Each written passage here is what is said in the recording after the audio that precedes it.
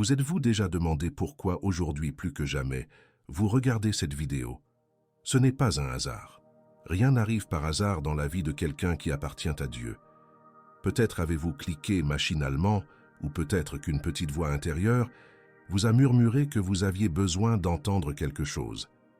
Et je tiens à vous le dire. Dieu essaie de toucher votre cœur en ce moment même. Il sait exactement ce que vous traversez. Il connaît chaque larme que vous avez versée en silence, chaque nuit blanche passée à vous retourner dans votre lit, chaque prière qui s'est échappée de vos lèvres quand vous pensiez que personne ne vous écoutait. Mais il vous entendait. Il vous a toujours entendu. Et aujourd'hui, à travers ce message, il veut que vous sachiez quelque chose de très important. Vous n'êtes pas seul. Il ne vous a pas oublié. Et tout ce que vous avez vécu a un sens plus profond que vous ne pouvez le percevoir actuellement. Connaissez-vous ce sentiment d'invisibilité? Que personne ne remarque votre douleur? Que vous hurlez intérieurement sans que personne ne vous entende? Dieu, lui, le voit. Dieu entend. Dieu voit. Il compte chaque respiration, enregistre chaque larme, entend chaque prière silencieuse que vous murmurez au milieu de la nuit, quand tout le monde dort. Ces moments où, au volant, les larmes se mettent soudain à couler sans même que vous vous en rendiez compte. Ces instants où, sous la douche, vous vous effondrez, car personne ne peut vous voir. Ces moments où vous souriez au monde, mais où intérieurement vous vous écroulez. Dieu était là, toujours, dans chacun de ces moments. Je sais que tu es fatigué. Je sais qu'il y a des jours où tu as du mal à te lever, où le poids de la vie te paraît si lourd que tu te demandes si ça vaut la peine de continuer. Tu as prié, tu as cherché, tu as attendu, mais on dirait que le ciel est fermé. On dirait que Dieu ne répond pas. Et puis cette pensée surgit, cette voix qui te murmure à l'oreille, « Dieu se soucie-t-il vraiment de moi? M'a-t-il oublié? Ai-je fait quelque chose de si grave qu'il m'a abandonné ?» Mais je suis venu aujourd'hui pour te dire que cette voix n'est pas celle de Dieu. Dieu ne t'a jamais abandonné. Il ne t'a jamais oublié. Même quand tu te sentais invisible aux yeux du monde entier, il était là, te tenant la main, te soutenant, t'empêchant de sombrer. Il y a des jours où, au réveil, on ressent déjà le poids des responsabilités avant même d'ouvrir complètement les yeux. On est encore au lit, mais on sait déjà que la journée sera difficile. Cette fatigue n'est pas seulement physique, elle est aussi spirituelle. C'est une lassitude profonde que le sommeil ne dissipe pas, que le repos n'apaise pas. C'est la lassitude de celui ou celle qui a mené des combats invisibles, porté des fardeaux insoupçonnés, affronté des guerres silencieuses au plus profond de son être. Et l'on regarde sa vie et l'on se demande « Combien de temps encore? Combien de temps vais-je devoir endurer cela? Quand les choses vont-elles s'améliorer ?» Mais aujourd'hui, Dieu dit « Tiens bon encore un peu. Je suis à l'œuvre. Je ne t'ai pas oublié. » La douleur que vous ressentez est réelle. La fatigue est réelle. Les larmes sont réelles. Mais la présence de Dieu l'est aussi, même quand vous ne la ressentez pas. Vous connaissez ces matins où, au réveil, le découragement vous envahit. Ces moments où, en regardant votre vie, vous ne voyez que ce qui a mal tourné. Ces prières que vous murmurez à genoux, le visage ruisselant de larmes, suppliant Dieu de changer votre situation. Dieu a entendu chacune d'elles, chaque mot, chaque soupir, chaque cri silencieux de votre cœur. Et même si vous n'avez pas reçu la réponse espérée, il était à l'œuvre. Il n'a jamais cessé d'agir dans votre vie, même dans les moments où il semblait silencieux. Le silence de Dieu n'est pas une absence. Le silence de Dieu est un travail invisible. C'est comme un chirurgien qui a besoin de silence et de concentration pour réaliser une opération délicate. Il ne vous parle pas à cet instant, mais il opère, il guérit, il répare. Et vous, allongé sur la table d'opération de votre vie, vous ne voyez que le plafond blanc, et vous vous demandez ce qui se passe. Mais il le sait, il travaille avec précision, avec soin, avec amour. Et lorsque l'opération sera terminée, lorsque vous vous réveillerez, vous comprendrez que chaque instant de silence en valait la peine. Quand tu étais réveillé à 3 heures du matin avec cette oppression dans la poitrine, cette angoisse qui semblait sans fin, Dieu était là. Quand tu pleurais en cachette dans la salle de bain, il voyait chaque larme.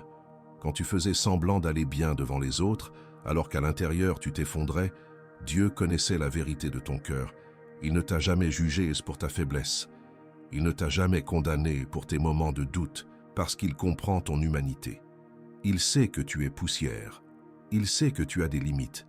Et c'est précisément pour cela qu'il ne t'a jamais abandonné, même quand tu te sentais seul. Sais-tu combien de fois tu as dit « je n'en peux plus » et pourtant tu t'es réveillé le lendemain? Combien de fois as-tu pensé « c'est impossible de continuer » et pourtant tu as persévéré? Combien de fois as-tu cru avoir atteint tes limites et découvert en toi des forces insoupçonnées? Ce n'était pas toi, ou plutôt, ce n'était pas seulement toi. C'est Dieu qui te soutenait. C'est sa grâce qui te portait. C'est le Saint-Esprit qui te fortifiait quand tu n'avais plus de force. Tu as survécu non par ta propre force, mais par la force qui vient d'en haut. Sais-tu combien de fois Dieu t'a soutenu sans même que tu t'en rendes compte? Combien de fois a-t-il empêché le pire de se produire dans ta vie? Combien de fois a-t-il mis sur ton chemin les bonnes personnes au moment précis où tu en avais besoin? Combien de fois a-t-il pourvu à tes besoins de manières insoupçonnées? La main de Dieu a toujours veillé sur toi, agissant de façon visible et invisible, te protégeant, te guidant, te soutenant, même quand tu ne le sentais pas, même quand tu ne le voyais pas, même quand tu doutais. Repensez à ce jour où vous êtes parti de chez vous avec 5 minutes de retard et où cela vous a évité de vous retrouver au mauvais endroit au mauvais moment. Repensez à cette fois où vous avez raté le bus et vous êtes mis en colère, avant d'apprendre qu'il avait eu un accident. Repensez à ce moment où vous avez changé d'avis à la dernière seconde sur une question importante et où vous avez réalisé ensuite que c'était la meilleure décision. Repensez à ces fois où vous avez failli prendre une décision terrible, mais où quelque chose vous a arrêté, vous a retenu, vous a fait réfléchir à 2 fois. Ce quelque chose a un nom, c'est Dieu. C'est sa main qui vous protège, vous guide, vous préserve de choses que vous ignorez encore. Nous avons tendance à mesurer la bonté de Dieu uniquement par des miracles visibles. Nous voulons une guérison instantanée, des réponses immédiates, des changements que tous peuvent constater. Et quand cela ne se produit pas, le doute s'installe. Mais la vérité est que la bonté de Dieu ne se limite pas à ce que nos yeux peuvent voir. Combien de fois Dieu vous a-t-il protégé de situations dont vous n'aviez même pas conscience? Combien de portes a-t-il fermées parce que de l'autre côté se trouvait quelque chose qui aurait pu vous détruire? Combien de fois a-t-il détourné votre chemin parce que vous vous dirigiez droit vers un abîme? Vous ne saurez jamais tout ce que Dieu a empêché de vous atteindre. Vous ne mesurerez jamais pleinement combien de fois il vous a sauvé de dangers invisibles. En médecine, on parle de prévention primaire. Il s'agit d'empêcher l'apparition d'une maladie et non de la traiter une fois déclarée. C'est la forme de protection la plus efficace, mais aussi la plus invisible. Car on ne saura jamais quelle maladie on a évitée grâce à des mesures préventives. De même, on ne saura jamais combien de problèmes, de tragédies et de pertes Dieu nous a épargnés. La protection invisible est la plus puissante, mais aussi la plus difficile à percevoir. C'est pourquoi il faut apprendre à être reconnaissant non seulement pour ce que l'on voit, mais aussi pour ce que l'on ne voit pas. Repensez à ce poste que vous n'avez pas obtenu et qui vous a profondément déçu, mais dont vous avez découvert quelques mois plus tard que l'entreprise traversait de graves difficultés et licenciait tout le monde. Repensez à cette relation qui s'est terminée et vous a brisé le cœur, mais dont vous réalisez aujourd'hui que cette personne était toxique et vous détruisait lentement, minant votre estime de soi et vous isolant de ceux qui vous aiment. Repensez à ce projet qui n'a pas abouti et pour lequel vous pensiez avoir raté l'opportunité de votre vie, mais dont la fermeture vous a finalement mené vers un bien meilleur chemin, vous mettant en relation avec des personnes qui vous apprécient vraiment. Ce n'étaient pas des coïncidences. C'était Dieu qui vous protégeait de choses qui semblaient bonnes en apparence, mais qui au fond cachaient la destruction. Pensez à cette maison que vous vouliez acheter, mais pour laquelle vous n'avez pas pu obtenir de financement, et pour laquelle vous avez ensuite découvert que le quartier avait perdu toute sa valeur. Pensez à ce voyage que vous aviez prévu, mais que vous avez dû annuler, et pour lequel vous avez appris qu'il y avait de graves problèmes, juste au moment où vous deviez y être. Pensez à ce partenariat que vous étiez sur le point de former, mais où quelque chose a mal tourné à la dernière minute, et pour lequel vous avez découvert des mois plus tard que la personne n'était pas digne de confiance. Pensez à cette formation que vous n'avez pas pu suivre, mais qui vous a conduit à explorer une autre voie qui s'est avérée bien meilleure. Dieu vous a protégé d'une manière que vous ne pouvez même pas imaginer. Il y a des choses que vous avez tant demandées, tant suppliées, tant implorées, et pour lesquelles Dieu a dit non. Vous avez été blessés, déçus, vous demandant pourquoi Dieu ne vous les avait pas accordées. Mais aujourd'hui, avec le recul, vous comprenez que si Dieu avait dit oui à ce moment-là, vous ne seriez pas là où vous êtes aujourd'hui. Ce non était une protection. Ce non était amour. Ce non était la preuve que Dieu voyait plus loin que vous. Et un jour, vous serez même reconnaissant des noms de Dieu, car vous comprendrez que chaque non était en réalité un oui à quelque chose de plus grand. Les noms de Dieu sont tout aussi importants que ces oui. En réalité, parfois, un non témoigne d'un amour plus grand encore. Un père qui cède à tous les caprices de son enfant n'est pas forcément un bon père. Un père qui sait dire non, qui sait refuser ce qui peut nuire, qui sait remettre à plus tard ce qui n'est pas opportun, voilà un père qui aime véritablement. Et Dieu est le Père parfait. S'il ne vous donne pas tout ce que vous lui demandez, ce n'est pas par avarice ni par manque d'amour, mais précisément parce qu'il vous aime trop. Et plus encore, Dieu agit aussi par la correction. Je sais que c'est difficile à accepter. Personne n'aime être corrigé. Personne n'aime traverser des épreuves douloureuses. Personne ne se lève le matin en demandant à Dieu de lui envoyer des difficultés. Mais c'est précisément dans ces moments de purification que Dieu œuvre le plus profondément en vous. Pensez à un orfèvre qui travaille l'or. Il ne le met pas au feu pour le détruire, mais pour le purifier, enlever ses impuretés, révéler sa véritable valeur. C'est ainsi que Dieu agit avec nous. Il nous permet de traverser l'épreuve, non pas parce qu'il veut nous voir souffrir, mais parce qu'il veut nous voir rayonner. Il sait qu'il y a en nous des choses qui ont besoin d'être transformées, un caractère à développer, une maturité à atteindre. Le processus de raffinage de l'or est fascinant. L'orfèvre chauffe l'or jusqu'à ce qu'il fonde complètement. À mesure que l'or fond, toutes les impuretés remontent à la surface, les scories, les métaux communs, tout ce qui n'est pas de l'or pur. L'orfèvre retire alors soigneusement ces impuretés. Il chauffe, attend, retire. Il chauffe à nouveau, attend, retire encore, et il poursuit ce processus jusqu'à ce que l'or soit parfaitement pur. Comment sait-il que l'or est pur? Lorsqu'il peut y voir son propre reflet. L'or pur agit comme un miroir parfait. Et c'est exactement ce que Dieu fait avec nous. Il nous met à l'épreuve, non pour nous détruire, mais pour nous purifier. Et il poursuit ce processus jusqu'à ce qu'il puisse voir le reflet de Jésus en nous. Le feu n'est pas une punition. Le feu est une purification. Et je sais que lorsqu'on est pris au piège des flammes, il est difficile de le comprendre. Il est difficile de rendre grâce quand la douleur est vive. Il est difficile de louer Dieu quand le feu brûle. Il est difficile de faire confiance quand il nous consume. Mais c'est précisément dans l'épreuve du feu que se révèle notre véritable nature. C'est dans le désert que l'on découvre si notre foi est superficielle ou si elle est profondément enracinée. C'est sous la pression que l'on réalise si l'on va s'effondrer ou si l'on va se transformer en diamant. Et Dieu ne permet jamais une chaleur supérieure à ce que l'on peut supporter. Il contrôle la température du feu. Il veille sur chaque seconde du processus. Il ne nous laisse jamais une minute de plus que nécessaire. Et il y a autre chose. Dieu ne vous abandonne jamais dans l'épreuve. Vous souvenez-vous de l'histoire des 3 jeunes gens dans la fournaise?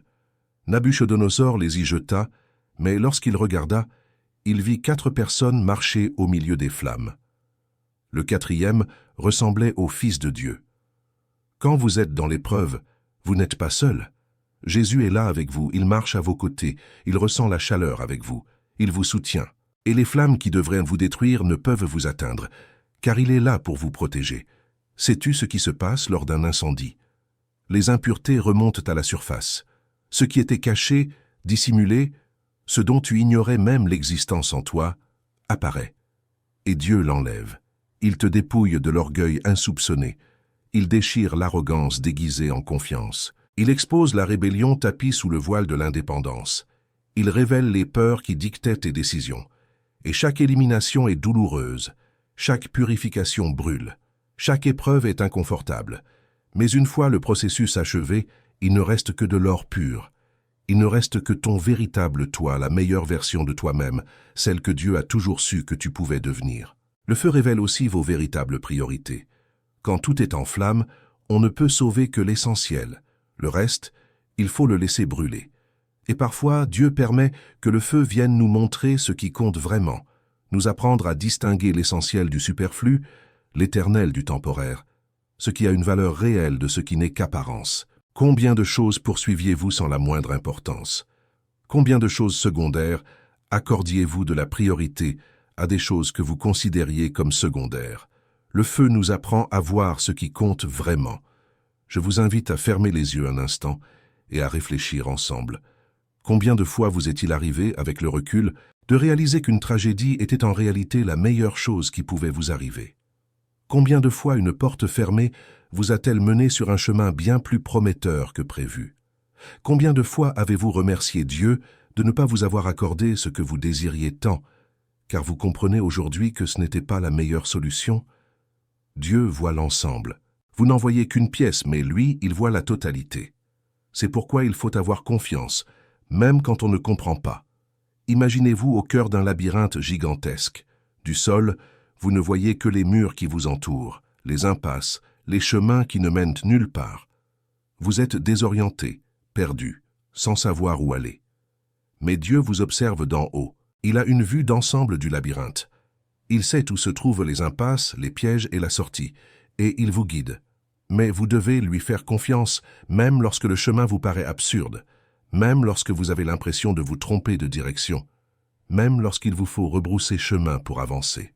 Quand Dieu a refusé cette relation que vous désiriez tant, vous avez été anéanti, mais s'il avait accepté, vous auriez manqué la relation idéale qui se profilait. Quand Dieu a fermé cette porte professionnelle, vous vous êtes senti, rejeté. Mais si cette porte s'était ouverte, vous auriez raté une meilleure opportunité qui se préparait. Quand Dieu n'a pas guéri la personne que vous aimiez, comme vous l'espériez, vous avez douté de son amour. Mais il œuvrait à une guérison plus profonde, un plan plus vaste, un dessein plus grand que tout ce que vous pouviez comprendre à ce moment-là. On trouve des histoires semblables dans la Bible. Joseph fut vendu comme esclave par ses propres frères. Ce fut une tragédie, une injustice, une trahison. Mais cette vente le mena en Égypte. Là-bas, il fut accusé à tort et jeté en prison. Nouvelle tragédie, nouvelle injustice. Mais en prison, il rencontra des personnes qui le conduisirent devant le Pharaon. Et devant le Pharaon, il devint gouverneur d'Égypte. En tant que gouverneur, il sauva non seulement l'Égypte, mais aussi sa propre famille de la famine. Des années plus tard, lorsque ses frères se tinrent devant lui, terrifiés, il prononça ces mots profonds. « Vous aviez l'intention de me faire du mal, mais Dieu l'a transformé en bien. » Dieu transforme la tragédie en triomphe, la souffrance en mission, le mal en bien. Avoir confiance en Dieu ne signifie pas avoir toutes les réponses.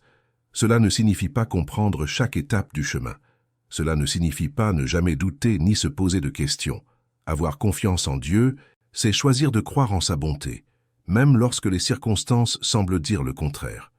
C'est lui tenir la main, même quand on est complètement perdu. C'est faire un pas de plus, même quand les jambes tremblent et qu'on ne sait pas si on pourra continuer. Car la vérité est la suivante, vous n'avez pas besoin d'être fort en permanence, vous n'avez pas besoin de tout maîtriser. Vous n'avez pas besoin de faire semblant que tout va bien quand ce n'est pas le cas. Dieu ne recherche pas la perfection, il recherche des personnes prêtes à lui faire confiance, même dans l'imperfection, même dans la faiblesse, même dans la peur. La confiance n'est pas une certitude, c'est un choix. On ne fait pas confiance parce qu'on est absolument certain du déroulement des événements. On fait confiance parce qu'on connaît le caractère de la personne qui est aux commandes. C'est comme un enfant qui saute d'une grande hauteur dans les bras de son père. Il ne sait pas exactement comment son père va le rattraper. Il ne comprend pas la physique et la mécanique du mouvement. Mais il connaît son père. Il sait que son père l'aime. Il sait que son père ne le laisserait jamais tomber. Alors il saute, parfois effrayé, le cœur battant la chamade. Mais il saute, parce qu'il a confiance. Et son père le rattrape toujours, toujours. La foi n'est pas l'absence de doute. La foi, ce n'est pas ne jamais se poser de questions. La foi, ce n'est pas avoir des certitudes absolues. La foi, c'est choisir de faire confiance malgré les incertitudes. La foi, c'est continuer à croire même en l'absence de preuves visibles. La foi, c'est avancer même quand tout en vous crie d'abandonner. Et savez-vous ce qui est incroyable? Dieu ne vous rejette pas lorsque vous doutez. Il ne vous abandonne pas lorsque vous vous interrogez. Il comprend vos luttes, il connaît vos combats intérieurs, et il demeure là, attendant patiemment que vous vous releviez, vous tendant la main et disant « Essayons encore, je suis là, je ne te laisserai pas tomber ». Considérez les héros de la foi dans la Bible. Tous ont connu des moments de doute. Abraham a ri lorsque Dieu lui a promis un fils. Moïse s'est demandé s'il était capable de guider le peuple. David a traversé des périodes de profond désespoir. Élie a souhaité mourir sous un arbre. Pierre a renié Jésus à 3 reprises. Thomas avait besoin de voir pour croire. Et pourtant, Dieu ne les a pas rejetés. Il a œuvré avec eux, à travers eux, malgré eux.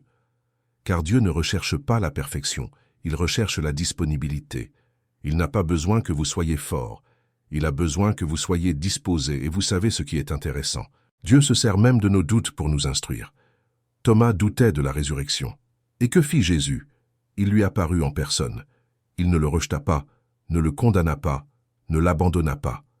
Il lui dit « Mets ton doigt ici et regarde mes mains. Mets ta main ici et place-la dans mon côté. Cesse de douter et crois. » Il répondit à Thomas exactement là où il en était, dans son doute, dans son besoin de voir pour croire. Et après cette rencontre, Thomas ne douta plus jamais. Il fut l'un des apôtres les plus fidèles, celui qui, selon la tradition, apporta l'Évangile en Inde.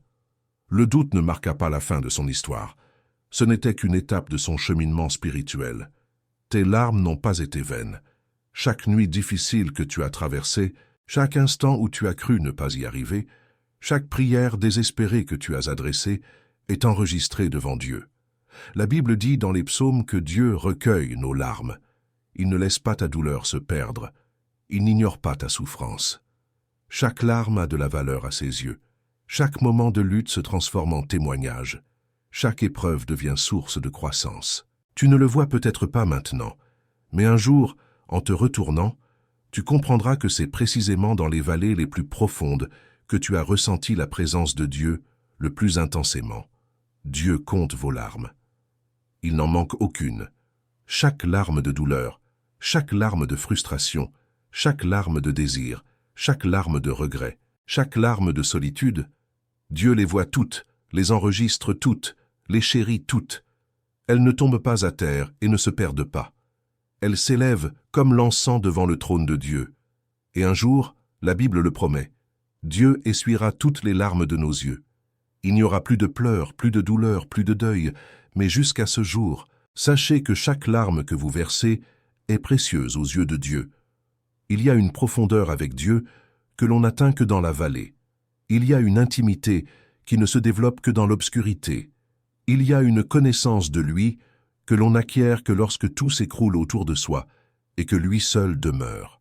Au sommet de la montagne, il est facile de louer. Quand tout va bien, il est facile de rendre grâce. Quand les bénédictions affluent, il est facile d'avoir la foi. Mais c'est dans la vallée que l'on découvre qui est Dieu vraiment. C'est dans l'obscurité que l'on apprend à faire davantage confiance à sa voix qu'à ses propres yeux. C'est dans le désert que l'on développe des racines profondes qui nous soutiendront pour le reste de notre vie. Dans la vallée, on apprend que Dieu suffit. Ni Dieu plus rien, ni Dieu plus des circonstances favorables, ni Dieu plus l'approbation des autres, ni Dieu plus le succès, ni Dieu plus une santé parfaite, ni Dieu plus un compte en banque bien garni. Dieu seul. Dieu suffit. Dieu est suffisant. Et quand on apprend cela dans la vallée, quand on fait l'expérience de cette vérité dans les ténèbres, rien au monde ne peut nous ébranler. Car on a découvert que ce dont on a besoin, ce ne sont pas des circonstances parfaites, mais d'un Dieu parfait qui est avec nous en toutes circonstances. Et quand ce jour viendra, quand vous vous retournerez sur votre parcours et verrez comment Dieu vous a soutenu, comment il vous a porté dans les moments où vous n'aviez même plus la force de marcher, vous vous agenouillerez et vous lui rendrez grâce. Vous le remercierez non seulement pour les victoires, mais aussi pour les combats, non seulement pour les portes qui se sont ouvertes, mais aussi pour celles qui se sont fermées, non seulement pour les oui, mais aussi pour les non, car vous comprendrez que chaque non de Dieu était en réalité un oui à quelque chose de plus grand. Chaque porte fermée était une protection. Chaque délai était une préparation. Chaque larme était une purification. Chaque nuit obscure était la préparation à une aube glorieuse. et j'ai besoin que tu comprennes quelque chose d'essentiel sur qui tu es. Tu n'es pas une erreur, tu n'es pas un échec, tu n'es pas la somme de tes erreurs ou de tes chutes, tu n'es pas défini par tes pires moments ou tes plus grands échecs. Tu n'es pas ce que les gens disent de toi. Tu n'es pas ce que le monde pense de toi. Tu n'es même pas ce que tu penses de toi-même dans tes moments les plus sombres. Tu es un enfant de Dieu. Tu es une fille de Dieu. Aimée, choisie, précieuse. Même quand tu te sens faible, même quand tu te sens impuissante, même quand tu te regardes dans le miroir et que tu n'aimes pas ce que tu vois, Dieu te regarde et voit une personne précieuse, une personne qui vaut plus que tu ne peux l'imaginer. Votre identité ne se définit pas par vos actions, mais par votre relation avec le Christ. Vous n'êtes pas défini par votre profession, votre situation matrimoniale, votre compte en banque, vos réussites ou votre apparence. Vous êtes défini par votre identité d'enfant de Dieu. Et si vous êtes enfant de Dieu, vous êtes un héritier. Vous êtes un prince. Vous êtes une princesse. Vous avez du sang royal dans les veines. Vous faites partie de la famille de Dieu. Et rien, absolument rien ne peut changer cela. Ni vos erreurs, ni vos péchés, ni vos échecs, ni l'opinion des autres. Rien. Dieu ne vous voit pas comme le monde vous voit. Le monde vous juge sur votre apparence, votre succès, vos réalisations, vos possessions ou vos accomplissements. Il vous évalue selon vos performances, votre productivité, votre utilité. Mais Dieu vous voit à travers votre cœur. Il voit votre essence. Il voit votre potentiel. Il ne vous condamne pas en vous regardant là où vous êtes aujourd'hui. Il regarde où vous allez et vous célèbre. Il ne vous compare à personne car il sait que vous êtes unique, original, et que vous avez une mission spécifique que vous seul pouvez accomplir. Le monde prétend qu'il faut réussir pour avoir de la valeur. Dieu affirme que vous avez de la valeur et donc que vous réussirez. Le monde prétend qu'il faut prouver sa valeur. Dieu affirme que votre valeur a déjà été prouvée sur la croix. Le monde prétend qu'on ne mérite d'être aimé que si l'on est parfait. Dieu affirme que vous êtes aimé dans votre imperfection. Le monde prétend que vos erreurs vous définissent. Dieu affirme que sa grâce vous transforme. Le monde prétend qu'il faut lutter pour être accepté. Dieu affirme que vous êtes déjà accepté. Reposez-vous. Combien de fois vous êtes-vous réveillé avec ce poids sur la poitrine, cette voix qui vous murmure que vous n'êtes pas à la hauteur, que vous ne méritez pas d'être heureux, que vous avez tout gâché et qu'il n'y a rien à faire, que vous êtes un raté, que vous ne réussirez jamais, que vous ne valez rien, que tout le monde est meilleur que vous, que vous êtes en retard dans la vie, que vous avez perdu votre temps. Cette voix n'est pas celle de Dieu. C'est la voix de l'ennemi, la voix de la condamnation, la voix du mensonge. Et il faut la faire taire. Dieu ne parle pas par la condamnation.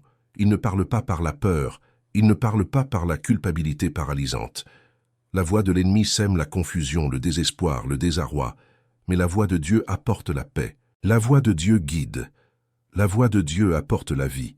Et même quand Dieu vous corrige, il le fait avec amour, dans le but de vous restaurer, jamais de vous détruire. L'ennemi cherchera toujours à semer des pensées destructrices dans votre esprit. On l'appelle l'accusateur des frères. Son rôle est de vous accuser, de vous condamner, de vous faire sentir indigne, inutile et désespéré. Il ressassera vos erreurs passées et vous les reprochera chaque jour. Il amplifiera vos faiblesses jusqu'à les rendre monstrueuses. Il vous comparera aux autres pour vous rabaisser. Il vous murmurera des mensonges à l'oreille jusqu'à ce que vous les preniez pour des vérités. Mais vous devez apprendre à reconnaître sa voix et à la rejeter. Apprenez à discerner les voix. La voix de Dieu ne vous détruira jamais. Elle peut vous interpeller, vous mettre à l'épreuve, vous corriger, mais toujours dans le but de vous édifier. La voix de Dieu vous rappelle qui vous êtes en lui. La voix de l'ennemi vous rappelle qui vous étiez dans le passé. La voix de Dieu vous guide vers l'avenir. La voix de l'ennemi vous maintient prisonnier du passé. La voix de Dieu vous donne l'espoir. La voix de l'ennemi vous ôte tout espoir. La voix de Dieu vous libère. La voix de l'ennemi vous emprisonne. La voix de Dieu vous fortifie. La voix de l'ennemi vous affaiblit. Alors, lorsque cette pensée destructrice surgit, lorsque cette condamnation vous assaille, lorsque cette voix vous dit que vous ne valez rien, arrêtez-vous et demandez-vous, est-ce la voix de Dieu ou la voix de l'ennemi? Et si elle n'apporte pas la vie, si elle n'apporte pas l'espoir, si elle n'apporte pas la guérison, rejetez-la. Car Dieu n'est pas venu pour condamner le monde, mais pour le sauver. L'amour de Dieu pour vous ne dépend pas de vos actions. Il ne dépend pas du nombre de prières que vous récitez, du nombre de versets que vous mémorisez, ni de la fréquence de vos visites à l'Église. Il ne dépend pas de vos offrandes, du nombre de personnes que vous évangélisez, ni du nombre de fois où vous jeûnez. Dieu ne vous aime pas parce que vous êtes parfait. Il vous aime parce qu'il est amour. Il vous aime parce que vous lui appartenez. Et rien, absolument rien, ne peut vous séparer de cet amour. Ni vos erreurs, ni vos péchés, ni vos questions, ni vos doutes, ni vos faiblesses, ni vos échecs, ni votre passé, ni votre présent, ni votre avenir. L'amour de Dieu est inconditionnel, inébranlable, éternel et immuable. Et aujourd'hui, il veut que vous trouviez le repos dans cet amour, que vous le laissiez atteindre les blessures les plus profondes de votre cœur. Avez-vous déjà réfléchi à ce que signifie l'amour inconditionnel? Cela signifie que rien de ce que vous pouvez faire ne peut augmenter l'amour que Dieu vous porte, ni le diminuer. Vous êtes déjà au comble de son amour. Il n'y a pas d'élévation, ni de baisse. L'amour de Dieu pour vous est inébranlable. Il ne dépend ni de votre humeur, ni de votre comportement, ni de votre foi. Il vous aime dans vos meilleurs moments comme dans vos pires. Il vous aime lorsque vous priez à l'Église, comme lorsque vous doutez de lui dans le secret de votre chambre. Il vous aime lorsque vous avez raison, comme lorsque vous avez tort. Cet amour est constant, ferme, sûr, inébranlable, et c'est dans cet amour que vous pouvez trouver le repos. L'amour inconditionnel ne signifie pas que Dieu approuve tout ce que vous faites.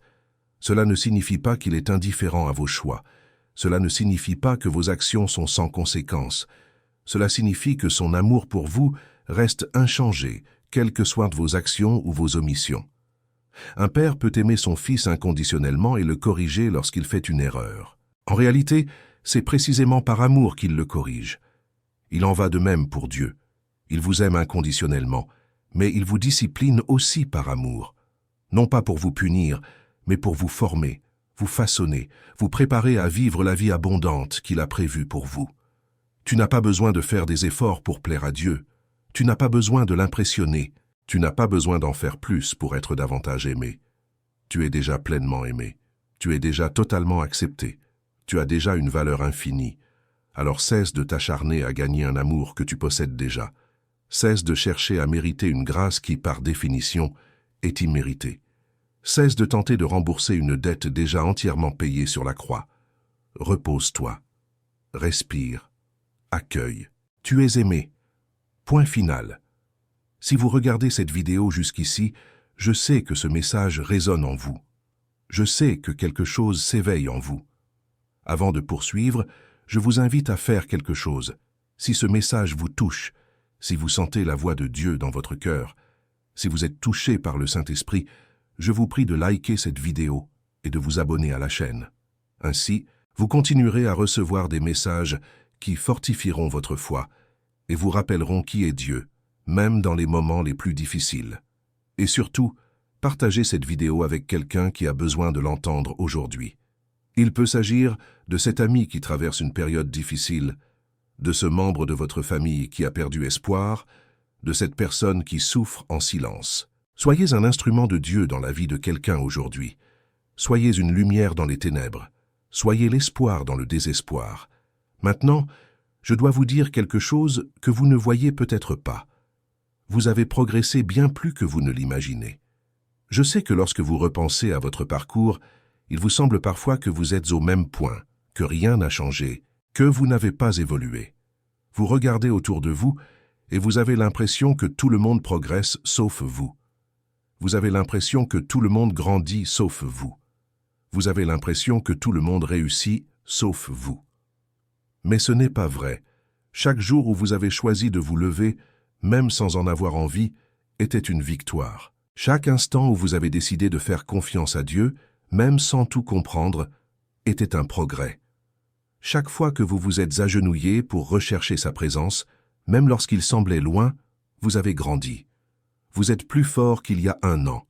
Vous êtes plus mûr qu'il y a 6 mois. Vous êtes mieux préparé qu'il y a 1 mois. Vous êtes plus résilient qu'il y a 1 semaine. On ne se rend pas compte de sa propre évolution car on la vit au quotidien. C'est comme lorsqu'on passe du temps chaque jour avec un enfant. On remarque à peine qu'il grandit. Mais quand quelqu'un qui ne l'a pas vu depuis des mois le revoit, il s'exclame comme tu as grandi. Car de l'extérieur, la croissance est évidente. De même, on ne réalise peut-être pas à quel point on a évolué, mais ceux qui nous connaissent depuis plus longtemps perçoivent clairement la transformation. On n'est plus la même personne qu'il y a 1 an. On a traversé des épreuves qui nous ont fortifiés, des tribulations qui nous ont affinés, des périodes de désert qui nous ont instruits et des vallées qui nous ont fait mûrir. Repensez un instant au passé. Vous souvenez-vous de ce problème qui semblait insoluble et qui ne vous affecte même plus? Vous souvenez-vous de cette situation qui vous tenait éveillé la nuit et dont vous vous souvenez à peine aujourd'hui? Vous souvenez-vous de cet obstacle qui paraissait insurmontable et que vous avez finalement franchi? Vous souvenez-vous de cette douleur qui semblait ne jamais vouloir disparaître et qui n'est plus aujourd'hui qu'un lointain souvenir? Vous souvenez-vous de cette personne qui vous a tant blessé et que vous avez maintenant réussi à pardonner? Tout cela prouve que vous grandissez, vous évoluez, vous avancez, vous devenez plus fort, plus sage, plus mature, plus semblable au Christ. Te souviens-tu de cette peur qui te paralysait et que tu peux désormais affronter? Te souviens-tu de cette insécurité qui te dominait et que tu as surmontée? Te souviens-tu de cette situation financière désespérée que Dieu a résolue? Te souviens-tu de cette relation brisée que tu as restaurée? Te souviens-tu de cette maladie que tu as vaincue?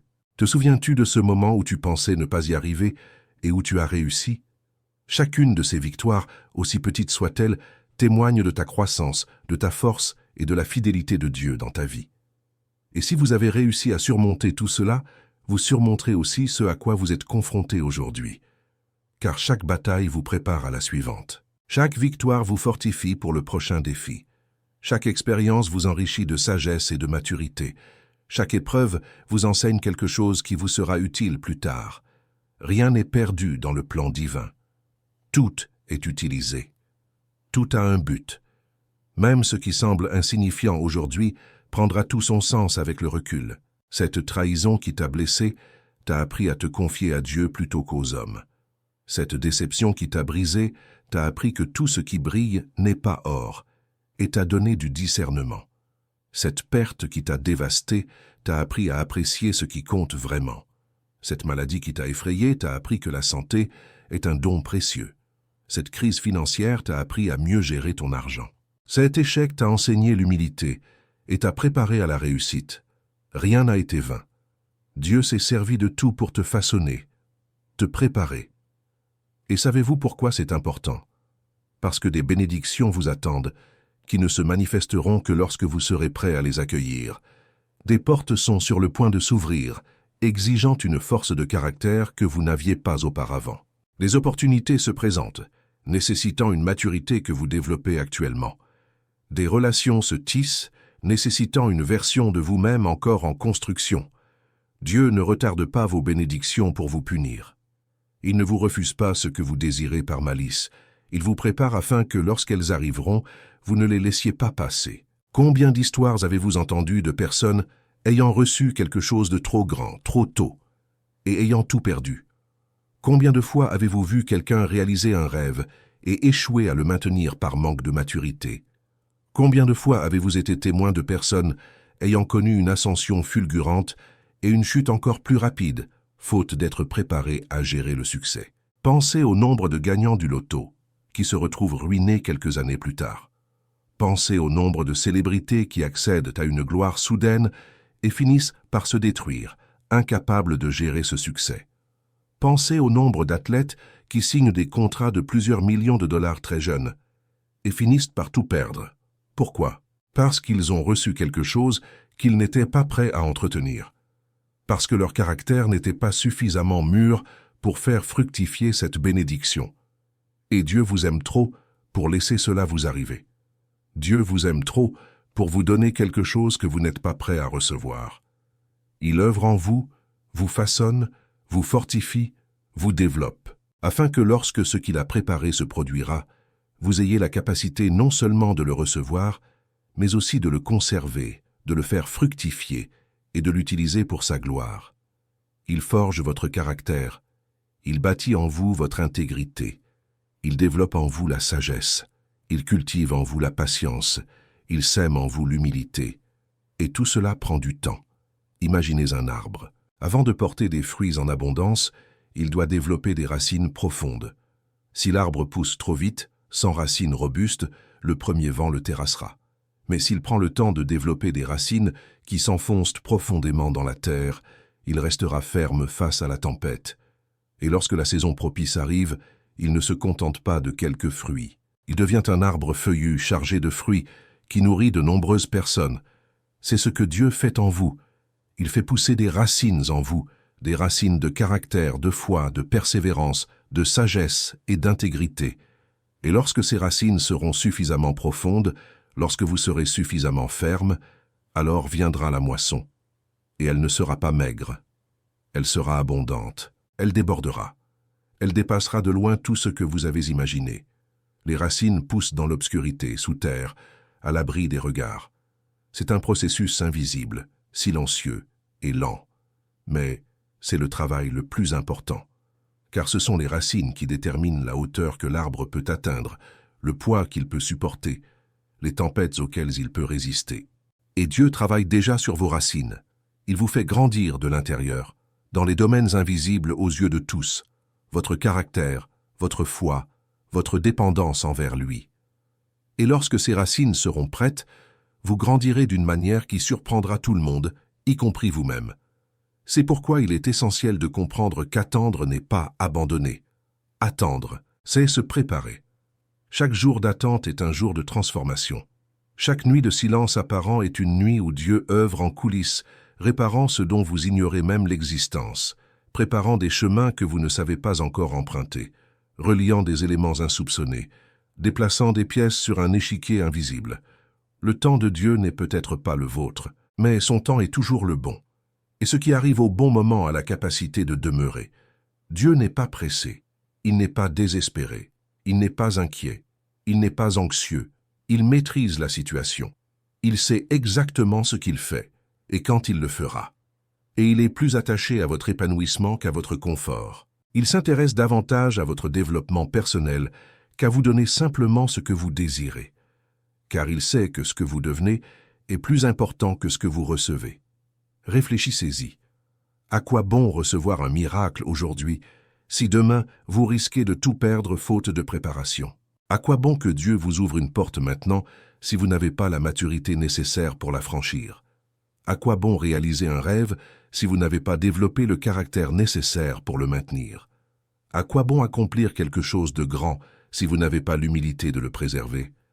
À quoi bon s'élever rapidement si vous n'avez pas la sagesse de rester au sommet? Dieu s'intéresse davantage à la personne que vous devenez qu'à simplement vous donner ce que vous désirez. Il n'est pas un Père Noël cosmique qui existe uniquement pour exaucer des vœux. Il est un Père aimant qui veut vous former, vous façonner, vous transformer en la meilleure version de vous-même, celle qui ressemble le plus à Jésus. Et cela prend du temps. Cela exige un processus. Cela exige de la patience. L'attente peut être douloureuse, mais elle peut aussi être productive. Tout dépend de ce que vous faites pendant ce temps. Vous pouvez attendre avec amertume, en vous plaignant, avec ressentiment, et l'attente ne fera que vous endurcir. Ou vous pouvez attendre avec foi, avec espoir, avec gratitude, et l'attente vous transformera. Vous pouvez utiliser ce temps d'attente pour grandir, apprendre, vous fortifier, vous rapprocher de Dieu. Ou vous pouvez l'utiliser pour vous éloigner, douter, vous plaindre. Le choix vous appartient. Mais je vous invite à choisir judicieusement. Car ce que vous faites pendant l'attente déterminera qui vous serez une fois l'attente terminée. Si vous attendez en vous plaignant, vous recevrez la bénédiction avec un cœur amer. Si vous attendez en doutant, vous remporterez la victoire avec une foi fragile. Si vous attendez en vous éloignant de Dieu, vous recevrez le miracle loin de sa présence. Mais si vous attendez en l'adorant, vous recevrez avec un cœur reconnaissant. Si vous attendez en l'utilisant pour grandir, vous recevrez avec la sagesse nécessaire pour persévérer. Si vous attendez en l'utilisant pour vous rapprocher de Dieu, vous recevrez dans l'intimité avec lui. Pendant l'attente, recherchez la présence de Dieu. Pendant l'attente, étudiez la parole. Pendant l'attente, fortifiez vos relations. Pendant l'attente, développez vos compétences. Pendant l'attente, travaillez votre caractère. Pendant l'attente, servez les autres. Pendant l'attente, soyez reconnaissant pour ce que vous possédez déjà. Pendant l'attente, proclamez les promesses de Dieu. Pendant l'attente, Poursuivez votre chemin, continuez d'avancer, continuez de grandir. Ne gaspillez pas ce temps d'attente, mettez-le à profit, car lorsque l'attente sera terminée, vous serez reconnaissant de chaque jour investi pour devenir la personne que vous deviez être afin de recevoir ce que Dieu a prévu pour vous. Je sais que l'attente est pénible. Je sais qu'il y a des moments où vous avez juste envie de crier « Mon Dieu, combien de temps cela va-t-il encore durer ?» Je sais que vous êtes las d'attendre, las de lutter, las d'espérer. Je sais qu'il y a des jours où vous avez juste envie de tout abandonner. Mais je dois vous dire, n'abandonnez pas maintenant. N'abandonnez pas alors que vous êtes si près du but. N'abandonnez pas alors que Dieu fait les derniers ajustements. N'abandonnez pas alors que votre victoire est imminente, parce que vous ne savez pas à quel point vous êtes proche. Vous ne savez pas que c'est peut-être précisément à la prochaine étape que tout changera. Et ce serait une tragédie d'abandonner à un pas de la victoire. Certains abandonnent à la dernière minute, d'autres à une semaine de l'échéance. D'autres encore se battent pendant des années, endurent tant de souffrances, traversent tant d'épreuves et renoncent au moment où ils y sont presque. Ne soyez pas de ceux-là. Ne laissez pas l'épuisement vous priver de ce que Dieu a préparé pour vous. Ne laissez pas les retards vous convaincre que cela n'arrivera pas. Ne laissez pas les difficultés vous faire croire que vous en êtes incapable. Vous êtes allé trop loin pour abandonner maintenant. Vous avez trop souffert pour tout gâcher maintenant. Vous avez prouvé la fidélité de Dieu à maintes reprises pour douter de lui. Imaginez un mineur à la recherche d'or. Il creuse sans relâche, jour après jour, semaine après semaine, mois après mois. Rien. Juste de la terre, des cailloux, encore de la terre. Épuisant, frustrant. Il songe à abandonner, mais il donne un autre coup de marteau, puis un autre, et encore un autre. Et soudain, ça brille. De l'or. Il était à un coup de marteau de ce qu'il cherchait. Et s'il avait abandonné, il serait parti à quelques centimètres du trésor. N'abandonnez pas. Donnez un autre coup de marteau. Faites un pas de plus. Vivez un jour de plus. Priez encore. Car vous ne savez pas à quel point la réponse vous est proche. Te souviens-tu de tout ce que tu as traversé? Te souviens-tu de toutes ces fois où tu pensais ne pas y arriver et où tu as pourtant réussi? Te souviens-tu de toutes les situations désespérées que Dieu a résolues? Te souviens-tu de toutes les portes qui se sont ouvertes quand tu pensais que tout était fermé? Te souviens-tu de toutes les grâces qui sont arrivées au dernier moment? Te souviens-tu de toutes les fois où Dieu a prouvé sa fidélité? S'il t'a conduit jusqu'ici, il ne t'abandonnera pas maintenant. S'il t'a soutenu jusqu'à présent, il te soutiendra jusqu'au bout. S'il a commencé l'œuvre en toi, il l'achèvera. Et je vous invite à faire quelque chose maintenant. Abandonnez-vous. Abandonnez à Dieu tout ce que vous portez seul. Cette peur qui vous paralyse, cette angoisse qui vous empêche de dormir, cette inquiétude qui vous consume. Abandonnez-vous. Ce ressentiment que vous ne parvenez pas à surmonter, cette blessure qui ne guérit pas, ce pardon que vous ne pouvez accorder. Abandonnez-vous. Cette culpabilité qui vous hante, cette erreur passée que vous ne pouvez oublier, cette honte qui vous emprisonne. Abandonnez-vous. Cette situation financière qui vous étouffe, abandonnez-vous. Ce problème de santé qui vous terrifie, abandonnez-vous. Cette relation brisée, abandonnez-vous. Cet enfant qui vous inquiète, abandonnez-vous. Cet avenir incertain, abandonnez-vous. Vous n'êtes pas fait pour porter tout cela. Vous n'avez pas à être assez fort pour le supporter seul.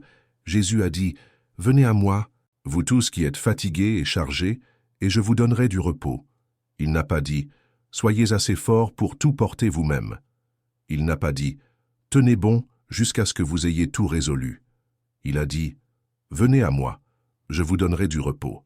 Je porterai votre fardeau, je vous soutiendrai. » C'est une invitation, c'est une promesse, c'est une grâce offerte. Confiez-lui cette situation financière qui vous empêche de dormir, ces factures qui s'accumulent, ces dettes qui semblent impossibles à rembourser. Confiez-lui ce problème de santé qui vous effraie, ce diagnostic qui vous a terrifié, cette douleur persistante. Confiez-lui cette relation brisée qui vous fait pleurer, ce mariage en crise, cet enfant qui s'est éloigné. Confiez-lui cet enfant qui vous inquiète, qui a fait de mauvais choix, qui est loin de Dieu. Confiez-lui ce rêve qui semble impossible, ce désir profond que vous nourrissez depuis si longtemps. Confiez-lui cet avenir incertain qui vous effraie, ce lendemain dont vous ignorez tout. Mettez tout entre les mains de Dieu, car il est assez grand pour tout porter, il est assez fort pour tout soutenir, il est assez sage pour tout résoudre, et il vous aime suffisamment pour prendre soin de tout. Dieu veut que vous lâchiez prise, que vous vous libériez, que vous lui confiez tout ce que vous avez tenté de résoudre par vos propres forces, car tant que vous vous accrochez, Dieu ne peut agir. C'est comme si vous aviez les poings serrés, retenant tout si fort que Dieu ne peut rien mettre de nouveau entre vos mains. Mais lorsque vous ouvrez les mains, lorsque vous lâchez prise, lorsque vous dites « Dieu, je ne peux pas, mais toi, tu le peux. Je ne sais pas comment résoudre ce problème, mais toi, tu le sais. Je ne vois pas d'issue, mais tu es le chemin. Je n'ai pas la force, mais tu es ma force. Je n'ai pas les réponses, mais toi, tu es la réponse. » Alors le miracle se produit. C'est alors que la transformation commence. C'est alors que vous laissez Dieu agir. Lâcher prise ne signifie pas abandonner. Lâcher prise signifie faire confiance. Cela signifie reconnaître ses propres limites, contrairement à Dieu. Cela signifie admettre sa propre humanité, tandis que Dieu est divin. Cela signifie cesser de vouloir tout contrôler et laisser Dieu agir comme lui seul peut le faire. Et lorsque vous lâchez prise, vous éprouvez une paix qui défie toute logique humaine. Car, logiquement, vous devriez paniquer.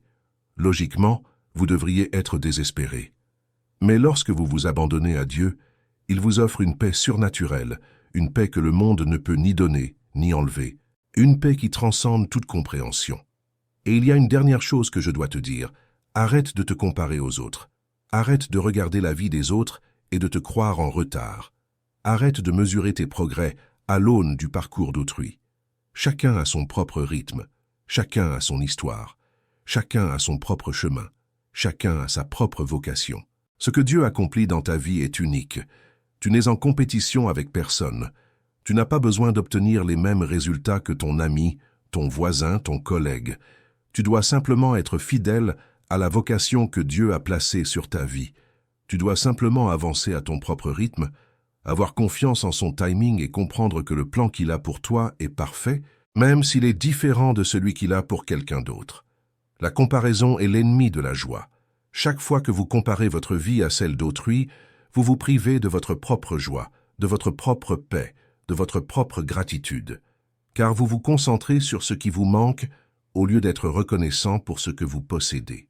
Vous contemplez le parcours d'autrui au lieu de célébrer le vôtre, et vous perdez de vue toutes les grâces que Dieu a placées sur votre chemin, car vous êtes obsédé par ce qu'il a accordé à autrui. Vous regardez cet ami déjà marié alors que vous êtes encore célibataire, et vous vous comparez. Vous regardez ce collègue, qui a déjà sa propre entreprise alors que vous êtes toujours coincé dans un travail qui ne vous épanouit pas, et vous vous comparez. Vous regardez cette connaissance qui a déjà des enfants alors que vous attendez encore un bébé, et vous vous comparez. Vous regardez ce cousin qui a déjà acheté sa maison alors que vous êtes encore locataire, et vous vous comparez. Et chaque comparaison vous vole un peu de votre sérénité, un peu de votre joie, un peu de votre gratitude, parce que vous commencez à vous concentrer sur ce qui vous manque, au lieu d'être reconnaissant pour ce que vous avez. Vous commencez à regarder ce qui vous manque, au lieu de célébrer ce que vous avez accompli. Vous commencez à vivre la vie des autres, au lieu de vivre la vôtre. Mais Dieu ne vous a pas appelé à vivre la vie de quelqu'un d'autre. Il vous a appelé à vivre votre propre vie, à accomplir votre propre vocation, à suivre votre propre chemin. Et le chemin de chacun est différent. Certains se marient jeunes, d'autres plus tard. Certains ont des enfants jeunes, d'autres plus tard. Certains n'en ont jamais. Certains réussissent financièrement rapidement, d'autres mettent plus de temps. Et c'est normal, car Dieu a un temps différent pour chaque personne, un plan différent pour chaque vie. Et son plan pour vous est parfait, même s'il est complètement différent de celui qu'il a pour votre ami, votre voisin, votre frère. La comparaison tue la joie. La comparaison vole la gratitude. Elle vous fait vous focaliser sur ce qui vous manque au lieu d'être reconnaissant pour tout ce que vous avez. Combien de bénédictions manquez-vous parce que vous êtes trop concentré sur ce qui vous manque? Combien de miracles ignorez-vous parce que vous êtes trop occupé à regarder la vie des autres? Dieu a fait des choses incroyables dans votre vie, mais vous ne les voyez pas parce que votre regard est fixé au mauvais endroit. Tournez votre regard vers Dieu, reconnaissez ce qu'il a fait, Rendez grâce pour les petits miracles. Célébrez chaque victoire, aussi petite soit-elle. Cette place de parking trouvée juste avant d'être en retard. Cet argent apparu comme par magie au moment précis où vous deviez régler une facture urgente. Cette étreinte providentielle, arrivée à point nommé, alors que vous vous sentiez seul. Ce mot d'encouragement qui vous a redonné du courage au moment où vous étiez sur le point d'abandonner. Ce jour où vous vous êtes réveillé en pleine forme, les poumons remplis d'air avec une nouvelle journée devant vous. Ce repas sur votre table, alors que tant d'autres n'ont rien à manger. Ce toit au-dessus de votre tête, alors que tant d'autres dorment dans la rue. Cette famille qui vous aime, malgré tous vos défauts. Ces amis qui vous soutiennent, qui sont là dans les moments difficiles. Tout cela est une bénédiction. Tout cela est une grâce. Tout cela est la sollicitude de Dieu. Mais vous ne le verrez que si vous cessez de comparer votre vie à celle des autres et si vous commencez à être reconnaissant pour la vôtre. Car Dieu parle à travers les choses simples. Dieu nous guide par de petits signes. Cette paix que vous avez ressentie au moment de prendre une décision difficile, cette porte qui s'est fermée à la dernière minute, vous laissant frustré, mais dont vous avez compris ensuite qu'il s'agissait d'une protection. Cette rencontre fortuite qui a bouleversé votre vie. Ces mots prononcés au moment précis où vous en aviez besoin. Ce verset qui a résonné en vous comme s'il avait été écrit spécialement pour vous. Ce chant de louange qui vous a profondément touché, au bon moment, qui vous a fait pleurer, qui vous a rapproché de Dieu. Ce conseil venu de la personne la plus inattendue, ce ne sont pas des coïncidences. C'est la main de Dieu qui vous guide, vous protège, vous oriente. Mais vous ne le comprenez que lorsque vous cessez de chercher les grands signes spectaculaires et que vous commencez à prêter attention aux détails. Dieu n'a pas besoin de crier pour vous parler. Souvent, il murmure. Souvent, il agit à travers la subtilité, la délicatesse, l'infime. Et si vous attendez toujours le tonnerre, vous manquerez le murmure. Si vous attendez toujours le tremblement de terre, vous manquerez la douce brise. Si vous recherchez toujours le spectaculaire, vous ignorerez l'ordinaire où Dieu se révèle. Dieu s'est révélé à Élie non pas dans le vent violent, ni dans le tremblement de terre, ni dans le feu, mais dans une voix douce et légère. Et c'est souvent ainsi qu'il nous parle aussi, dans le silence, dans l'infime, dans la simplicité, dans l'ordinaire. Alors, soyez attentifs, ouvrez les yeux, affûtez vos oreilles, sensibilisez votre cœur, car Dieu vous parle, mais peut-être pas comme vous l'imaginiez. Dieu guérit aussi les blessures cachées. Il n'agit pas seulement en surface. Il ne se contente pas de guérir ce qui est visible. Il va au fond des choses. Il atteint ces blessures dont vous ignoriez même l'existence, ces douleurs enfouies si profondément que vous les aviez oubliées, ces traumatismes jamais résolus, refoulés au plus profond de votre esprit, ces rejets qui ont marqué votre perception de vous-même, qui ont façonné votre image, ces mots qui vous ont blessé et ont engendré des croyances négatives à votre sujet, ces moments d'humiliation qui vous ont poussé à ériger des murs autour de votre cœur, ces déceptions qui vous ont appris à vous méfier. Dieu veut guérir tout cela. Mais pour cela, vous devez lui ouvrir votre cœur. Vous devez avoir le courage de regarder ces blessures en face et de dire « Seigneur, j'ai besoin de ta guérison ici. J'ai besoin que tu touches cette zone que j'ai si longtemps ignorée. » La guérison n'est pas toujours instantanée. C'est parfois un processus. Parfois, Dieu nous accompagne pas à pas, blessure après blessure, souvenir après souvenir. Et cela peut être douloureux, car pour guérir, il faut parfois rouvrir la plaie, la nettoyer, enlever ce qui est infecté, retirer les tissus nécrosés. Mais ensuite vient le soulagement. Ensuite vient la restauration. Ensuite vient la liberté. Ensuite vient la légèreté. Et l'on réalise que traverser ce processus de guérison en valait la peine, car on est désormais libéré de ce qui nous retenait, de ce qui nous limitait, de ce qui nous empêchait d'être celui ou celle que Dieu a voulu que nous soyons, de ce qui nous empêchait d'aimer pleinement, de faire entièrement confiance, de vivre pleinement. Et parfois, Dieu utilise le changement comme une direction. Cette perte qui vous a dévasté était peut-être un chemin que Dieu vous réorientait. Cette fin qui vous a brisé le cœur était peut-être le début de quelque chose de bien plus grand. Tout changement n'est pas une perte. Parfois, c'est une libération. Parfois, c'est une promotion. Parfois, c'est une protection.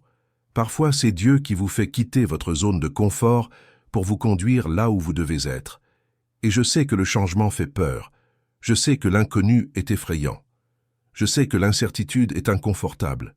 Mais vous devez avoir confiance. Les mains qui vous guident sont celles de celui qui vous aime plus que quiconque au monde. Les mains de celui qui a donné sa vie pour vous.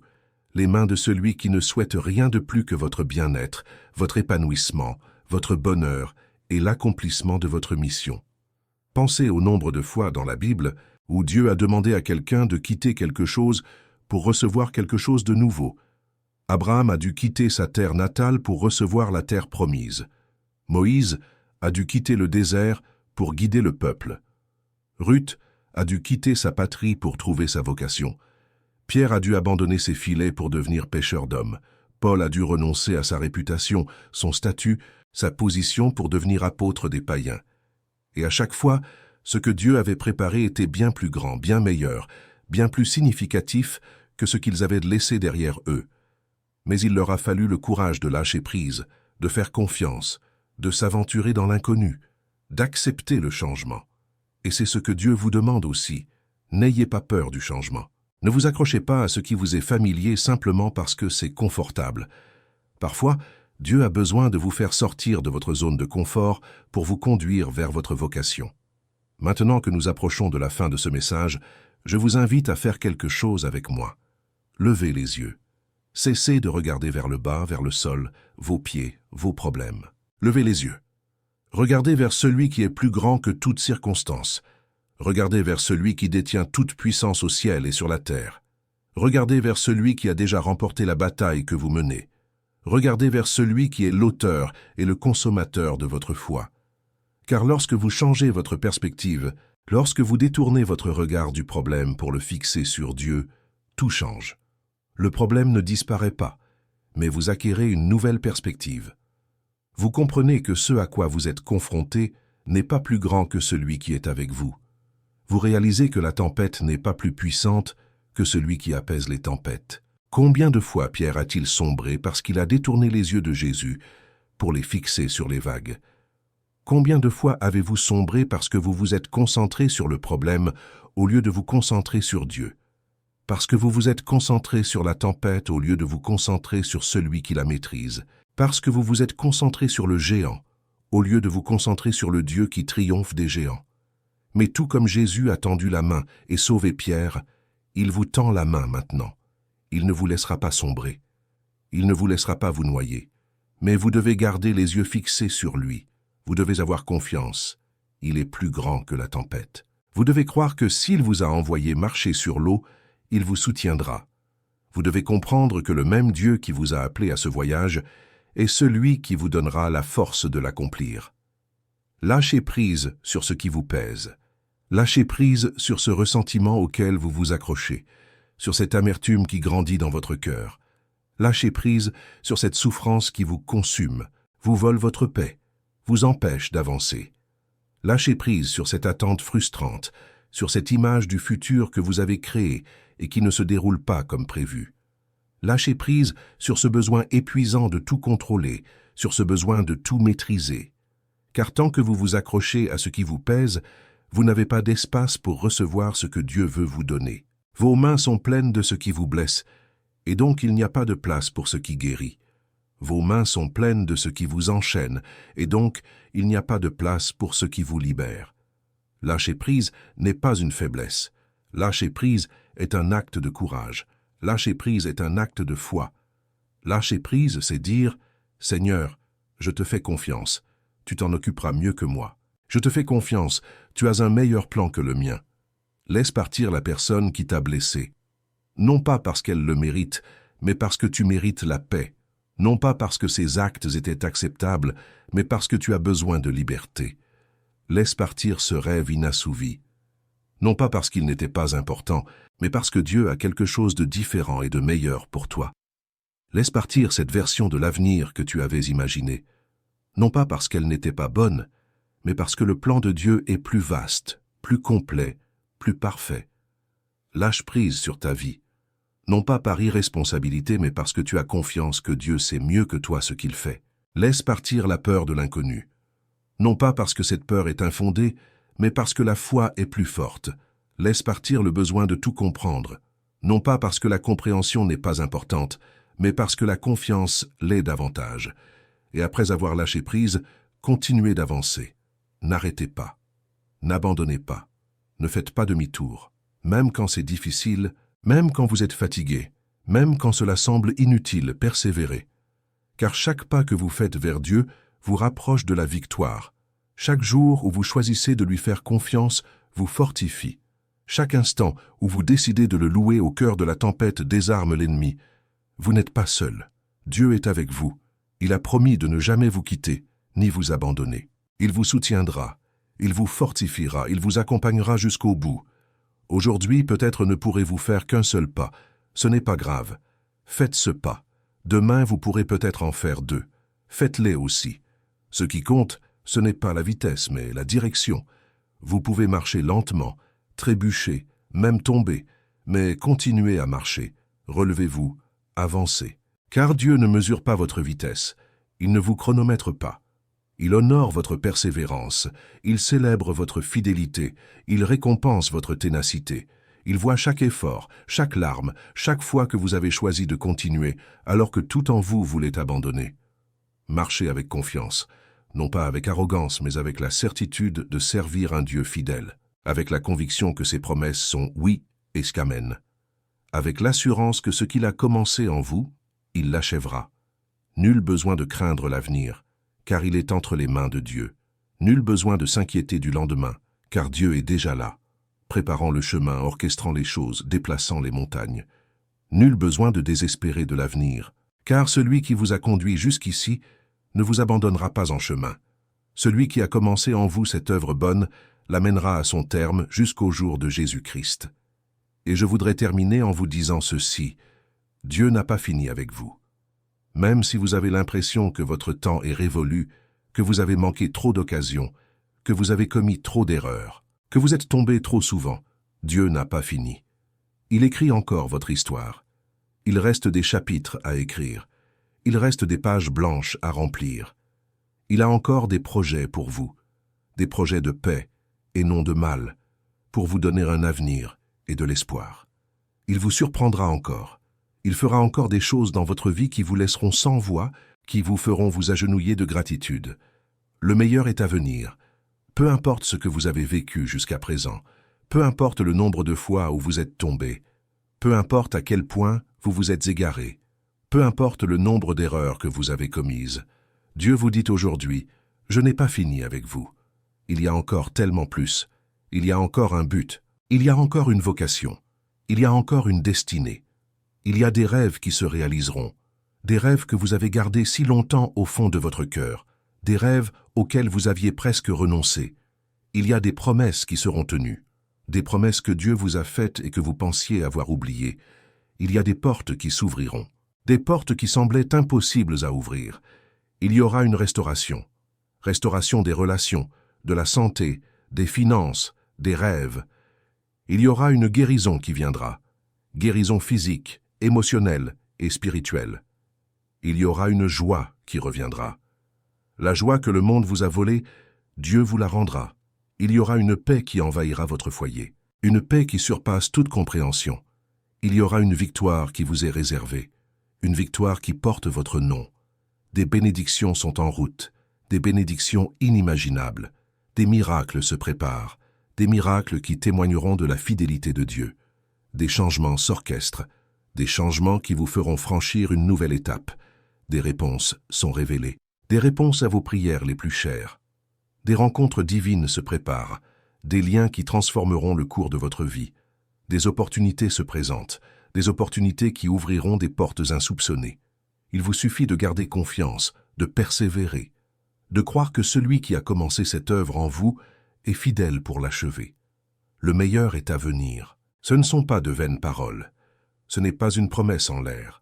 Ce n'est pas une tentative de vous donner de faux espoirs. C'est la vérité de Dieu concernant votre vie. Il prépare des choses que vos yeux n'ont pas encore vues, que vos oreilles n'ont pas encore entendues, que votre cœur n'a pas encore imaginées. Des choses si grandes, si bonnes, si parfaites, que lorsque vous vous retournerez sur votre passé, vous comprendrez pourquoi vous avez dû traverser tout ce que vous avez traversé. Des choses qui donneront un sens à chaque larme, chaque nuit difficile, chaque instant d'attente, chaque épreuve, chaque vallée. Et quand cela arrivera, vous saurez que cela valait la peine de faire confiance. Vous saurez que cela valait la peine d'attendre. Vous saurez que Dieu savait exactement ce qu'il faisait. Vous saurez que son moment, bien que différent du vôtre, était le moment parfait. Alors aujourd'hui, à cet instant précis, faites un choix. Choisissez de croire. Choisissez d'avoir confiance. Choisissez d'attendre avec espoir plutôt qu'avec désespoir. Choisissez de voir l'attente comme une préparation et non comme une punition. Choisissez de voir les changements comme une direction et non comme une simple perte. Choisissez de lever les yeux et de vous tourner vers celui qui est tout-puissant. Choisissez de vous libérer de ce qui vous pèse et de vous accrocher à celui qui vous soutient. Choisissez de vivre un jour de plus, de faire un pas de plus, de respirer une fois de plus, avec la certitude que vous n'êtes pas seul et que Dieu est aux commandes. Choisis de pardonner à ceux qui t'ont blessé, même si c'est difficile. Choisis de te libérer de ceux qui te doivent quelque chose, même si c'est injuste. Choisis de te défaire de ce qui te retient, même si c'est confortable. Choisis de faire confiance même si tu ne comprends pas, même si c'est effrayant. Choisis de louer Dieu même si tu n'en as pas envie, même si c'est un sacrifice. Choisis de rendre grâce même si c'est difficile, même si cela semble insignifiant. Choisis de prier même si tu souffres, même si tu pleures. Choisis de croire même quand cela semble impossible, même si tout semble dire le contraire. Car ce sont ces choix, ces décisions de foi quotidiennes qui forgent un témoignage puissant. Ce sont eux qui transforment les épreuves en victoire. Ce sont eux qui donnent un sens à la douleur. Ce sont eux qui changent ton histoire. Avant de partir, j'aimerais vous demander quelque chose. Ci-dessous, dans les commentaires, partagez une phrase de foi. Il peut s'agir d'un verset qui vous a soutenu pendant ces moments difficiles, d'une parole que Dieu a récemment mise dans votre cœur, d'un petit témoignage de ce qu'il a fait pour vous, d'une grâce, d'une guérison, d'une réponse. Il peut s'agir d'une déclaration de foi concernant votre avenir, d'une prophétie que vous formulez pour votre propre vie. Il peut s'agir d'un mot d'encouragement pour quelqu'un qui traverse les mêmes épreuves que vous. Car lorsque vous partagez votre foi, lorsque vous témoignez des bienfaits de Dieu, vous ne faites pas que fortifier votre propre foi. Vous devenez un instrument pour fortifier la foi de quelqu'un qui lira votre commentaire et qui a précisément besoin de ces mots à ce moment précis. Soyez une source de bénédiction pour quelqu'un aujourd'hui. Utilisez votre témoignage pour encourager un cœur en souffrance. Partagez votre histoire pour redonner espoir à celui qui est sur le point d'abandonner. Ne sous-estimez pas le pouvoir de vos mots. Ne sous-estimez pas l'impact de votre témoignage. Ne sous-estimez pas l'importance de votre histoire. Car quelqu'un a besoin d'entendre qu'il est possible de surmonter les épreuves. Quelqu'un a besoin de savoir que Dieu est fidèle. Quelqu'un a besoin de voir qu'il y a de l'espoir même, quand tout semble perdu. Et vous pouvez être cette voix aujourd'hui. Vous pouvez être cet instrument aujourd'hui. Vous pouvez être cette lumière dans les ténèbres d'autrui aujourd'hui. Alors, écrivez-le ci-dessous. Déclarez votre foi. Partagez votre témoignage. Parlez de votre avenir. Et voyez comment Dieu utilisera vos paroles pour toucher les cœurs, changer des vies, redonner espoir. Et si ce message vous a touché, si vous avez senti que Dieu a parlé à votre cœur aujourd'hui, si quelque chose s'est éveillé en vous en l'écoutant, je vous invite à partager cette vidéo. Envoyez-la à cet ami découragé qui songe à abandonner. Envoyez-la à ce membre de votre famille qui a perdu espoir, qui ne croit plus au changement. Envoyez-la à cette personne qui a besoin qu'on lui rappelle que Dieu ne l'a pas abandonné, qu'il est encore temps, qu'il y a encore une chance. Envoyez-la à ce collègue qui songe à renoncer à ses rêves. Envoyez-la à cette connaissance qui traverse une période très difficile.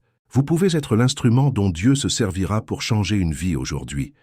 Vous pouvez être celui ou celle qui empêchera quelqu'un d'abandonner. Vous pouvez être le canal par lequel Dieu apportera espoir, foi et vie à celui ou celle qui est au bord du gouffre. Ne sous-estimez pas le pouvoir des mots prononcés au bon moment. Ne sous-estimez pas l'impact qu'une vidéo comme celle-ci peut avoir sur une personne au bord du désespoir. Combien de vies peuvent être transformées par un simple partage? Combien de cœurs peuvent être réconfortés par un message transmis? Combien de personnes peuvent retrouver l'espoir grâce à votre délicatesse? Combien de vies peuvent être sauvées grâce à un simple clic de 30 secondes? Ne gardez pas ce message pour vous. Multipliez-le, diffusez-le, faites-le toucher le plus grand nombre, car vous ignorez qui traverse en ce moment même la pire épreuve de sa vie. Vous ignorez qui songe à tout abandonner. Vous ignorez qui a besoin d'entendre que Dieu ne l'a pas abandonné, qu'il y a encore un sens à sa vie, qu'il y a encore un avenir. Votre partage peut faire la différence entre le découragement et la persévérance. Il peut faire la différence entre la vie et la mort. Que la paix de Dieu, qui surpasse toute intelligence, garde votre cœur et vos pensées en Jésus-Christ. Que l'espérance brille à nouveau en vous comme une flamme inextinguible. Que la foi soit renouvelée dans votre cœur, plus forte que jamais. Que la joie du Seigneur vous fortifie dans les moments difficiles. Que la présence de Dieu vous enveloppe de telle sorte que vous ne vous sentiez plus jamais seul, même dans la solitude. Puissiez-vous repartir transformé, plus fort, plus confiant, plus certain de qui est Dieu et de ce qu'il peut faire dans votre vie. Souvenez-vous, Dieu n'a pas fini son œuvre en vous. Votre histoire continue de s'écrire. De merveilleux chapitres restent à écrire, et le meilleur, le plus beau est encore à venir. Marchez en paix, marchez avec foi, marchez en sachant que vous êtes aimé d'un amour éternel, marchez en sachant que votre valeur dépasse tout ce que vous pouvez imaginer. Marchez en sachant que vous avez une mission unique que vous seul pouvez accomplir. Marchez en sachant qu'un Dieu au ciel œuvre pour vous, même lorsque vous ne le voyez pas, même quand il semble que rien ne se passe. Marchez en sachant que chaque pas que vous faites vous rapproche de la victoire. Marchez en sachant que chaque jour de persévérance vous fortifie, vous prépare, vous transforme. Marchez en sachant que rien de ce que vous avez vécu n'a été vain. Tout a un but, tout a un sens. Dieu utilise tout pour vous façonner, vous préparer à ce qu'il a préparé. Va en paix, mon fils, va en paix, ma fille. Que la bénédiction du Seigneur vous accompagne chaque jour de votre vie, que vos chemins soient prospères, que vos prières soient exaucées au moment parfait de Dieu, que vos rêves se réalisent au-delà de vos espérances, que vos blessures guérissent complètement, sans laisser de cicatrices, que vos larmes soient essuyées par la main aimante de Dieu, que votre joie soit doublement restaurée, que votre foi se fortifie chaque jour, que votre vocation se révèle clairement, que votre cœur soit rempli de paix, que votre esprit se renouvelle, que votre âme se fortifie, et que vous viviez chaque jour avec la certitude absolue que vous n'êtes pas seul, que vous n'avez pas été oublié, et que Dieu a un merveilleux projet pour votre vie, un projet de paix, non de mal, pour vous donner un avenir et de l'espoir. Va en paix, va dans la foi, va dans l'amour, sachant que le meilleur est à venir. Que Dieu vous bénisse, vous garde et fasse rayonner son visage sur vous. Amen.